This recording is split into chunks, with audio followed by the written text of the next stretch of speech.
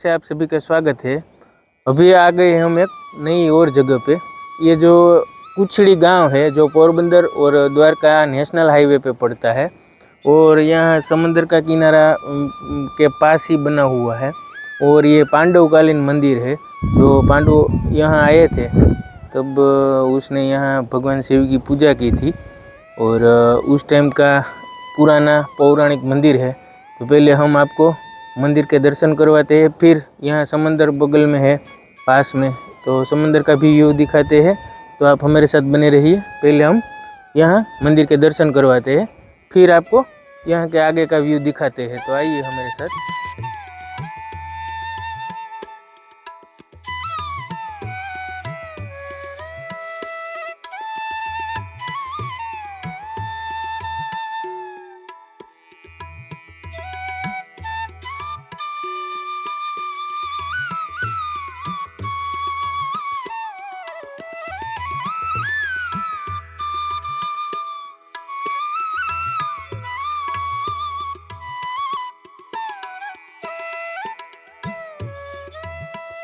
अभी हम मंदिर के परिसर में आ गए हैं और यहाँ वृक्ष भी बहुत पुराने हैं। यहाँ जो इमली का पेड़ है वो भी बहुत पुराना है। और इस मंदिर का नाम है खीमेश्वर महादेव मंदिर। हालांकि उसका पहले नाम था भीमेश्वर, लेकिन कुछ समय बाद किसी ने जीर्णोद्धार किया यहाँ, तो फिर अपभ्रंश होकर खीमेश्वर नाम हो गया। तो अभी हम खीमेश्वर मंदिर के परिसर में अंदर आ गए हैं। आपको यहाँ के अंदर के व्यू दिखाते हैं और बहुत अच्छी जगह है। और उसके पीछे समंदर भी है। ये जो इमली का पेड़ है वो बहुत पुराना है, काफ़ी समय का पुराना वृक्ष है ये। और ये वड़ का भी ऐसे ही पुराना है, आप देख सकते हो, क्योंकि उसकी जो टहलियाँ यहाँ नीचे पे आ गई है, उसके सपोर्ट पे ही पूरा खड़ा हुआ है। तो आप यहाँ के व्यू देख सकते हैं, बहुत अच्छे पेड़ यहाँ पे है। तो आप मेरे साथ आइए, आपको दर्शन करवाते हैं।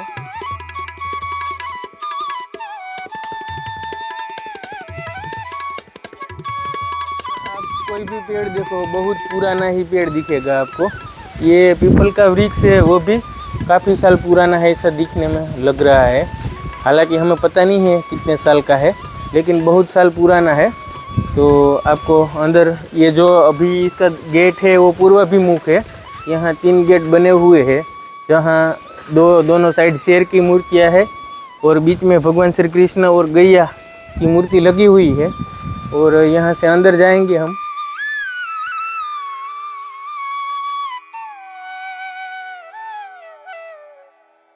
यहाँ स्टेच्यू लगा हुआ है खीमानंद कुछड़िया का, आप देख सकते हो। ये मंदिर का जीर्णोद्धार हुआ था, इसलिए खीमेश्वर महादेव हो गया है। हालांकि ये स्टेच्यू है वो खीमानंद कुछड़िया का है। आइए आप अभी यहाँ एक और भी है, जो ये पांडवकालीन जगह है। तो ये जिसको हम गुजराती में तो खंडणिया बोलते हैं। और ये जो भीम थे वो इसके लिए ये कुछ ऐसे ही पीसने के लिए वो यहाँ बना हुआ है।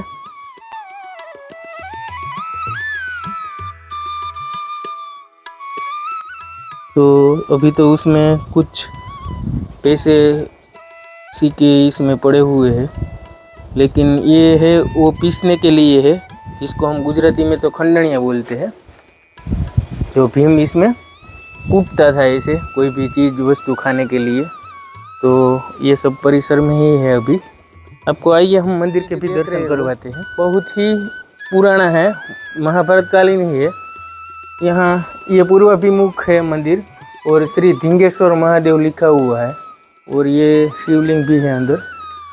तो ऐसे अलग अलग यहाँ बहुत सारे लिंग है।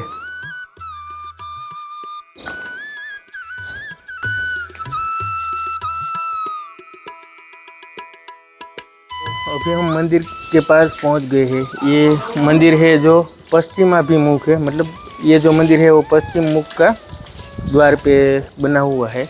और यहाँ पांचों पांडव की स्मृति चिन्ह यहाँ पे है, जो मंदिर के बिल्कुल आगे है। और अभी हम अंदर जाएंगे और आपको भगवान खीमेश्वर महादेव के दर्शन करवाते हैं।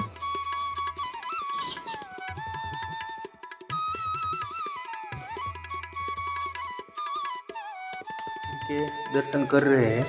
और ये जो भी बना हुआ है वो पूरा पौराणिक ही है, लेकिन कुछ रिनोवेट किया गया है। जो आप पेंट और ये सब देख रहे हो, बाकी सब पुराना ही है।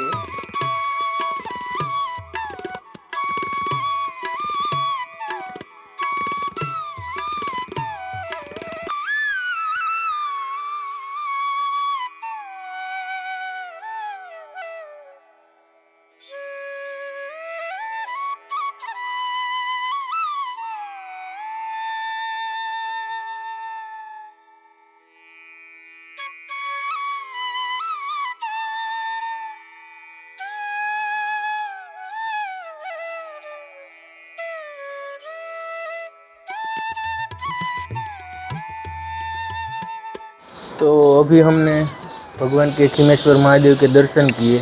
और यहाँ सभी बहुत सारे मंदिर है। जैसे कि 5 पांडवों थे तो पांचों पांडवों की तरफ से अलग अलग शिवलिंग है, लेकिन ये जो खीमेश्वर महादेव है वो सबसे मेन मंदिर है। और यहाँ महंत भी है, तो हम महंत से भी बात करते हैं और उनसे पूछते हैं कि क्या इतिहास है इस मंदिर के बारे में। तो आप सबको वो इतिहास बताएंगे। तो महंत जी को पूछते हैं हम। हर हर महादेव, जय खीमेश्वर महादेव। यहाँ का इतिहास है कि जब पांडव यहाँ से द्वारका तरफ जा रहे थे, तब अर्जुन को ऐसा नियम था कि शिव की पूजा करे बिना अन्नप्राशन नहीं करना। फिर आजू बाजू कहीं शिवालय नहीं थे और भीम को ज़्यादा भूख लगी, और भीम ने अर्जुन को बोला तुम उधर तलाश करो, मैं इधर तलाश करता हूँ।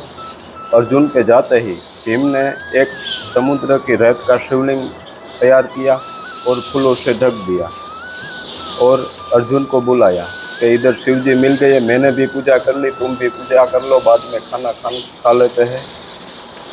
फिर अर्जुन ने पूजा की और खाना खाने बैठ गए।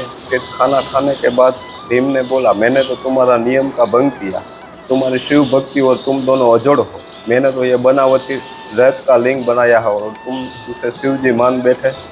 अर्जुन ने बोला नहीं, मुझे उसमें साक्षात महादेव नजर आए, तुम भी देख लो। फिर भीम ने क्रोध में आकर उसमें जितनी शक्ति थी वो शक्ति से उस शिवलिंग पर उसका पंजा से उस शिवलिंग उखाड़ने की कोशिश की, लेकिन उसमें स्वयंभू महादेव प्रकट हो गए थे। इसलिए भीम को भी शिव भक्ति हो गई और भीम ने ऐसे ही ठान ली कि जब तक यहाँ मंदिर का निर्माण न हो तब तक हम यहीं पर रुके। और आज भी 5 पांडव की प्रतिमा इधर मौजूद है, भीम का खानड़िया वो मौजूद है। और ऐसा कहा जाता है कि माता सहदेव ने माता जोगणी की प्रार्थना की और माता जोगणी की मदद से उस मंदिर का निर्माण हुआ और भीमेश्वर महादेव ऐसा नामकरण हुआ। फिर विक्रम संवत 1632 में पोरबंदर के राजा खिमजी जेठवा आए, उन्होंने ये मंदिर का जीर्णोद्धार बनाया, मठ बंधाया और साधु को मठ बंधाकर पूजा का हक दिया और वंश परंपरा पूजा का हक दिया। इसलिए इसका नाम खीमेश्वर महादेव नामकरण हो गया। और सामने वो गणेश जी की डेयरी है, वो समग्र भारत की एकमात्र डेयरी है। इसका कारण है जो हाथी मस्तक है वो शिखर के ऊपर है। और दूसरा कारण यह है कि जब आप द्वार में प्रवेश है तब आपको जाने पता हो या ना पता हो, लेकिन आपको गणपति का दर्शन पहले हो जाता है। जय खीमेश्वर महादेव, हर हर महादेव। तो जैसे महंत से हमने ये सब जाना, क्योंकि जब भी पांडवकालीन समय में पांडव जहाँ भी जाते थे वहीं पे भी भगवान शिव की पूजा किया करते थे। तो उस कालीन जैसे इतिहास रहा वैसे ही हमें महंत से जाना है। तो उस टाइम का ये इतिहास है और बहुत ही पौराणिक मंदिर है। और आपको सबको पता है कि भीम को भूखा रहने की आदत नहीं थी, खाने के लिए वो ऐसे ही तैयार रहते थे, भूखे नहीं रह सकते थे। और उस टाइम पे ये ऐसे भूखा रहना पड़ा, फिर जाके शिव जी की पूजा की और उसके बाद उसको खाना मिला है। और मंदिर का नाम भी भीमेश्वर ही था, लेकिन उसका जीर्णोद्धार हुआ और जैसे महंत ने बताया उसी तरह यहाँ खिमेश्वर जो नाम पड़ा है वो उसके बाद जीर्णोद्धार के बाद हुआ है। बाकी पहले ये मंदिर भीमेश्वर से जाना जाता था और यहीं आगे पे ही समंदर लग जाता है, वो भी व्यू हम आपको दिखाएंगे। तो फिलहाल अभी हम इतिहास जाने हैं और अब आपको यहाँ के आगे का व्यू हम दिखाएंगे जो समंदर के बीच पे है। तो आप हमारे साथ बने रहिए। तो ये गणेश जी का मंदिर है, आप जैसे देख सकते हो ये मंदिर के नीचे गणेश जी विराजमान है, लेकिन जो उसकी प्रतिकृति जो हाथी का मस्तक जो है वो मंदिर के ऊपर है। और आप जब भी मंदिर में अंदर एंटर होंगे तब जाने अनजाने में आपको गणेश जी का दर्शन सबसे पहले होगा। बाकी मंदिर में पहले तो हनुमान जी महाराज और गणेश जी आमने सामने होते हैं, लेकिन यहाँ थोड़ा अलग है। यहाँ गणेश जी पूर्वाभिमुख है और दक्षिणाभिमुख हनुमान जी है, तो थोड़ा ये भी चेंज है। और यहाँ परिसर में बहुत सारे पेड़ पौधे हैं। ये जो भी पेड़ आप देखोगे वो बहुत पुराना है और उसको ऐसे ही बचाए रखने के लिए आप देख सकते हो ऐसे सपोर्ट लगाए गए हैं ताकि ये ऐसे ही बने रहे। तो यहाँ भी सब सपोर्ट लगा है, यहाँ पर भी ऐसा ही सपोर्ट लगा हुआ है ताकि इसके वेट जो है इस पे डिस्ट्रीब्यूट हो जाए। और इससे भी बड़ा हुआ तो यहाँ पे भी एक पोल लगाया है जो उसका पूरा वेट है वो उस पे टिका हुआ है। तो ऐसे है पूरा मंदिर के परिसर में आप पेड़ का ही छाया देख सकते हो आप सब। और यहाँ का जो भी ओरा है वो सबसे कुछ अलग लगता है क्योंकि इतने सारे पेड़ पौधे हैं यहाँ जो भी ये यहाँ लगे हुए हैं। और पक्षियों के लिए भी यहाँ उसका जो घर बनाए हुए हैं आर्टिफिशियल पानी के लिए, ये सब यहाँ लगाया हुआ है। और ये जो चावल और कुछ अनाज भी यहाँ पे है ताकि कोई भी पक्षी हो वो यहीं पे खा पी कर बैठ सके। और आपको ये आवाज़ भी चिड़िया की आती होगी, जो ये सब आवाज़ हो रही है वो चिड़िया की ही है। और बहुत सारी चिड़िया यहाँ पे आकर बसी है और घर बनाए हैं आर्टिफिशियल। तो आप देख सकते हो ये सीधा आवाज़ जो है शोर बकोर सब भी चिड़िया का आवाज़ आ रहा है। तो इसका मतलब यही है कि ये सब पेड़ पौधे को ऐसे। तो अभी हमने ये दर्शन किए, आपको भी करवाए। और ये हमारे परम स्नेही भगत भाई है जो यहाँ आदित्याना में ही रहते हैं। और आज दोपहर को उसकी होटल पे ही हमने खाना खाए थे और रुके थे। और यहाँ वो मेहर समाज के अग्रणी हैं और वो वही हमें बताया कि भाई एक और भी पौराणिक मंदिर है, आप हमारे साथ आइए, हम आपको उसके दर्शन करवाते हैं और यहाँ की हिस्ट्री है वो आप कवर कीजिए। तो भगत भाई के कहने पर ही हमें ये पता चला है। हालांकि हम यहाँ से बहुत बार निकले हैं द्वारिका जाने के लिए, पर कभी हम यहाँ नहीं आए थे और हमें पता भी नहीं था कि इतना पौराणिक मंदिर यहाँ पे भी है।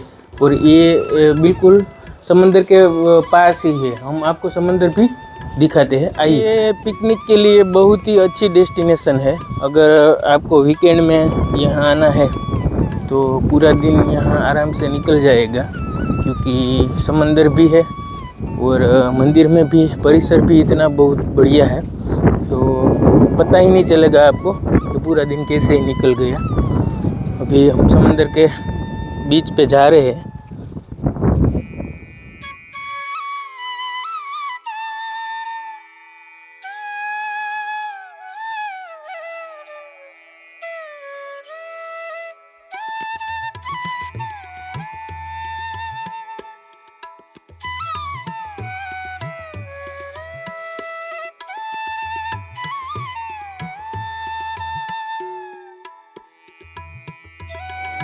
तो अभी हम मंदिर परिसर में ही बैठे हैं। यहाँ एक और भी श्रद्धालु आए हैं, उनसे हम पूछते हैं कि आप कहाँ से आते हो और कैसा लगा सर आपको। पहले तो आप अपना नाम बताइए। मेरा नाम है धीरू भाई सूराभाई कुसड़िया, मैं कुसड़ी गांव से ही हूँ। मैं पिछले 20 साल से दर्शन करने आता हूँ। मंडे तो आता ही हूँ, लेकिन श्रावण मास हो, अतिक मास हो और जब भी फ्री होता हूँ तो दर्शन करने आता ही हूँ। मुझे तो यहाँ आके बहुत अच्छा फील होता है। जब भी कोई टेंशन हो, कोई परिस्थिति गंभीर हो तो भगवान के दर्शन करते हैं तो हमको शाश्वत भी मिलता है और शांति भी मिलती है।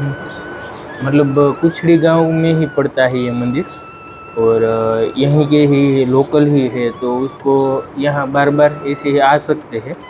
तो उसको कभी भी जब भी टाइम रहता है तो वो यहाँ आ जाते हैं। और वैसे भी यहाँ आकर कुछ ऐसी मन को शांति मिलती है, तो इस हिसाब से भी कोई भी लोग एक बार आएगा तो उसको आने का मन बार बार होता है। तो बहुत ही अच्छा मंदिर है, हमें भी बहुत अच्छा लगा। पहले हमें पता नहीं था, लेकिन यहाँ भगत भाई है, उसने बताया तो फिर हम यहाँ आए। और अति पौराणिक है, हाँ। पांडवकालीन मंदिर है। श्रावण मास में तो भरपूर ट्रैफिक होती है, शिवरात्रि में भी होती है, और सैटरडे संडे को गाँव ये पोरबंदर सिटी के लोग भी दर्शन करने आते हैं। फिर इस बार बीच है। यहाँ वो भी रनियामणा है, फैमिली लोग सब साथ में मिल के आते हैं, कभी लंच करते हैं, कभी डिनर करते हैं। सब गाँव पोरबंदर के लोग, ये नेवी कोस्ट गार्ड के भी इतने स्टाफ है, वो भी आते हैं संडे मंडे को तो दर्शन करने आते हैं। और यहाँ कोई मेला ये सब कोई फंक्शन होता नहीं, है? वो नहीं होता है, लेकिन ये आषाढ़ मास आता है ना, तब दूज या तीज के दिन यहाँ ये नवरात्रि नवदुर्गा माता जी का मंदिर है, वहाँ पे हवन लगता है और समूह गाँव भोजन बीज का हवन होता है यहाँ। हाँ, और समूह गांव का, पूरे गांव का एक साथ यहाँ और अगल बगल के भी जितने गांव है, जो हमारे जैसे बहनें है, फुआ है, जो सब बाहर गांव की होती है, वो भी वो दिन आती है, दर्शन करती है और तो जमा मतलब ये जो कुचड़ी गांव है उसका जो भी रिलेटिव है, यहाँ की जो बहन बेटियाँ है, यहाँ के जो भी जुड़े हुए हैं इस गांव के, वो सभी को इनवाइट करते हैं। और आषाढ़ी महीने की बीज के दिन यहाँ बहुत बड़ा फंक्शन होता है, क्योंकि यहाँ नवदुर्गा माता जी है, उसका यज्ञ और अनुष्ठान होता है। तो उस टाइम पे यहाँ भोज का बहुत बड़ा कार्यक्रम करते हैं। तो और कोई तो मेला की ये कुछ तो नहीं? शिवरात्रि में होता है, श्रावण मास में भी, मतलब सोमवार के दिन तकरीबन 15-20 हजार लोग दर्शन करने आते हैं। सावन के सोमवार को। तो सावन के सोमवार को शिवरात्रि में भी 20-25 हजार लोग हो गए दर्शन करने आता है, पूरी लाइन होती है गेट। महाशिवरात्रि में भी यहाँ बहुत रश रहता है, लोग यहाँ दर्शन करने पोरबंदर से और अगल बगल के गाँव में से आते हैं। वैसे भी जगह बहुत तो जैसे बड़ा त्योहार हो, होली हो, दीपावली हो, वो सब में भी भीड़ तो रहती है। वो सनातन के हिसाब से हम कोई अपना कोई भी त्योहार होगा तो हम एक बार तो मंदिर आकर दर्शन करेंगे ही। तो लेकिन अगल बगल के गांव के लोग एक साथ आएंगे तो फिर यहाँ ट्रैफिक तो होगा ही ना। तो मेले जैसा ही वातावरण रहता है, त्योहार को कोई भी टाइम हो उस टाइम पे मेला जैसा ही यहाँ का माहौल रहता है। और वैसे भी जगह भी बहुत अच्छा है, ये पश्चिमाभिमुख है, तो समंदर के बीच के करीब ही है, तो उस हिसाब से भी सबको ये दोनों हो जाता है। ये दर्शन करके फिर बीच पे कोई टहलने जाते हैं, कोई खेलते हैं बच्चों, ये सब। तो वैसे भी बहुत ही अच्छा प्लेस है, तो बहुत अच्छा लगता है। और मुझे भी पर्सनली बहुत अच्छा लगा यहाँ आके। तो अभी सर से मिले, बहुत अच्छा लगा। और आप भी हमारे वीडियो को ऐसे ही, आपको हिस्ट्री पसंद हो तो प्लीज़ लाइक करें, शेयर करें और सब्सक्राइब करें। और मैं सर को भी बोलूँगा कि वो यहाँ के जो भी आपके वो है वो उसको सब्सक्राइब करने का सजेशन दे। और हम कोई भी हिस्ट्रिकल प्लेस होता है, मतलब कि मंदिर हो या कोई ऐसी जगह हो जहाँ कोई भी पुराण या इतिहास से जुड़ा हुई जगह है, उनका हम कवर करते हैं। और पूरे इंडिया का हमें टारगेट है कि भाई हम पूरे इंडिया में ऐसी कोई भी जगह हो जो पुरातन और पौराणिक जगह हो या इतिहास से जुड़ी हुई है, उसको हम कवर करेंगे और सारी हिस्ट्री आपके साथ रिलीज करेंगे। तो हमारे चैनल का नाम भी इसलिए द डिस्कवर इंडिया है, क्योंकि हमारा मकसद ही यही है कि हमारा जो भी सनातन के हिसाब से मेरी जो भी पहचान है, हमें रामायण से या महाभारत कालीन से जो भी घटनाएं बनी हुई है वो सभी जगह को हम कवर करते हैं। और वहाँ की जो भी डिटेल से डिटेल माहिती रहती है वो हम कलेक्ट करके आपसे शेयर करते हैं। तो आपको भी ऐसे कोई व्लॉग पसंद हो तो प्लीज़ आप लाइक शेयर करना ना भूलें और सब्सक्राइब करके हमें भी और भी ऐसी जगह को एक्सप्लोर करने का मौका दीजिए। आप हमारे साथ बने रहे, हम और भी व्लॉग लेकर आपके सामने प्रस्तुत होंगे। अभी के लिए ये व्लॉग यहाँ पूरा करते हैं। धन्यवाद, शुक्रिया, सबका मंगल हो, यही हमारी प्रार्थना है।